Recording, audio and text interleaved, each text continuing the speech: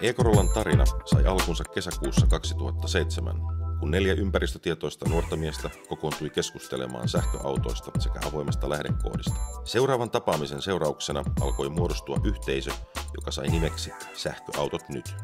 Keväällä 2008 yhteisö avasi verkkopalvelun ja julkaisi lehdistötiedotteen, jossa se sitoutui luomaan ohjeistuksen muunnossähköautojen sarjatuotantoa varten sekä rakentamaan prototyypin, mikäli asiaa kohtaan olisi tarpeeksi kiinnostusta.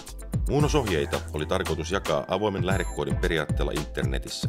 Ensimmäiseksi prototyypiksi valikoitui Suomessa yleinen Toyota Corolla. 2 viikossa yhteisön nettisivujen kautta ilmoittautui 500 halukasta sähköauton omistajaa. Fortumin annettua rahoituksen projektia varten yhteisön jäsenet käärivät hihansa ja ryhtyivät työhön. Hikieltä vuokrattiin muunnostyötä varten halli. Käytetystä Corollasta poistettiin polttomoottori. Sen tilalle ryhdyttiin asentamaan sähkömoottoria, akkuja sekä niiden hallintajärjestelmää. Työ vei arvioitua enemmän aikaa. Jukka Järvisen ja muiden yhteisöläisten esitellessä sähköistä Corollaa kansainväliselle yleisölle Electric Vehicle Symposium-tapahtumassa Norjan Stavangerissa se ei todellisuudessa ollut vielä aivan valmis.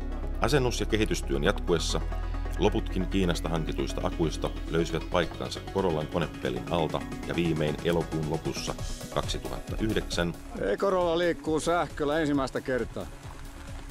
Yes! Siinä sitä mennään! Ei! Valmis muunnossähköauto esiteltiin yleisölle ja medialle marraskuun alussa 2009. Ristimme Corollan nyt virallisesti E-Corollaksi. Voitte suunnella sähköautoa. Pian ristiesten jälkeen E-Corolla esiteltiin myös Helsingin messukeskuksessa pidetyssä Electric Motor Showssa. Korkean tason vieraat kävivät ihmettelemässä talkoovoimin rakennettua autoa. Myös silloinen pääministeri Matti Vanhanen tutustui E-Corollaan hankkeen puuhamiehen Erkki Leinosen johdolla.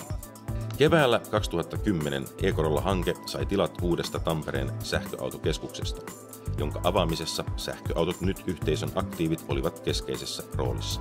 Yhteisön puuhamiehet ryhtyivät rakentamaan E-Corolla 2, joka esiteltiin yleisölle Electric Motor Showssa syyskuussa 2010.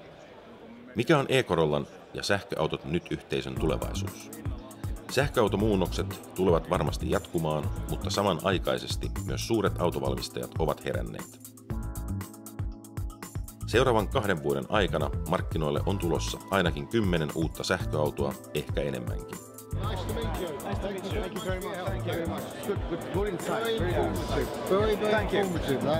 E-Corolla on modulaarisen muunnossähköauton konseptina kuitenkin jo lunastanut paikkansa suomalaisen autoteollisuuden ja autoilun historiassa.